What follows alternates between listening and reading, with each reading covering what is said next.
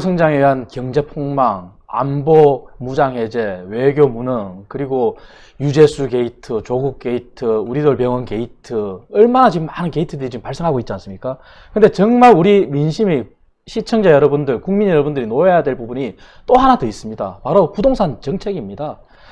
얼마 전에 12월 16일 날 부동산 정책 17번째 발표를 했습니다. 하지만 그 정책이 정말 사회주의식 발상, 사회주의로 가고자 하는 정책이 다름없습니다. 왜냐하면 홍남기 부총리는 자기들이 분리하면은 지역균형발전 주장하고 또 OECD만 주장합니다.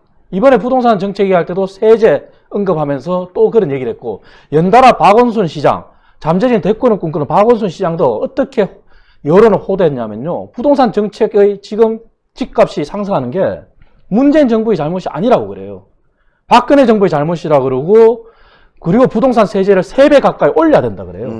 제가 분명히 말씀드리겠습니다. 박근혜 정부 때의 부동산 정책은 정말 경제학에 나오는 정책, 철학에 맞게, 그 다음에 부동산의 철학의 개념을 소유의 개념에서 거주의 개념으로 돌리고자 하고자 하는 확실한 철학이 있었습니다. 그리고 정부의 재정 한계가 있기 때문에 정부가 관심을 쏟아야 될 부분은 정말 보살핌을 받아야 되는 사회초년생들, 그리고 신혼부부들, 청년 대학생, 그리고 저소득계층, 그들에 대한 부동산 정책을 폈던 겁니다. 그게 바로 행복주택이었고, 그 외에는 시장의 원리에 맞게 간 겁니다. 하지만 이 정부 어떻습니까?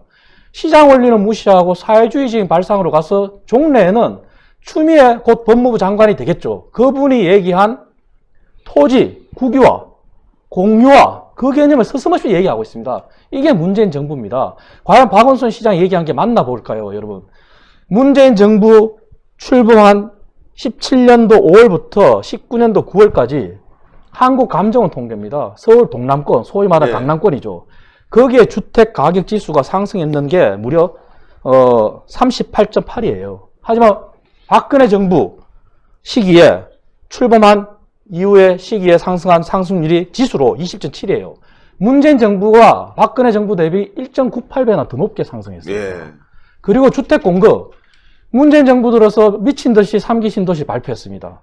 그리고 지역 균형 발전에 하겠다고 하고 완전히 배치가 되고 모순이 됩니다. 하지만 박근혜 정부 50개월 동안 평균 주택 인허가 실적을 보면요, 6,825호예요.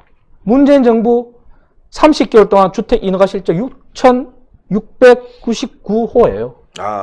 어떻게 박근혜 정부에서 부동산 정책의 공급을 안 했다고 주장할 수 있습니까? 호도하는 거죠. 그렇죠. 그리고 교명이 12월 16일 부동산 대책에서 세제를 올리겠다고 하면서 공시가격을 현실화하겠다고 그랬어요. 이제 내년도 되면은 전 국민이 보유세 폭탄을 맞게 될 겁니다. 맞아요. 그러면서 고령자에 대해서는 종부세 부담을 완화했다 그래요. 하지만 고령자에 대해서 종부세 부담을 완화했는데 공시가격이 상승하면 어떻게 됩니까? 재산세가 올라갑니다. 재산세가 올라가요. 이건 완전히 왜곡시키는 겁니다. 이게 문재인 정부의 부동산 정책이고 사회주의식 발상이고, 여기에 민심이 더 들고 일어나야 됩니다. 이게 문재인 정부라는 걸 시청자 여러분, 국민 여러분 정말 제대로 알려주시고 널리 확산시켜 주십시오.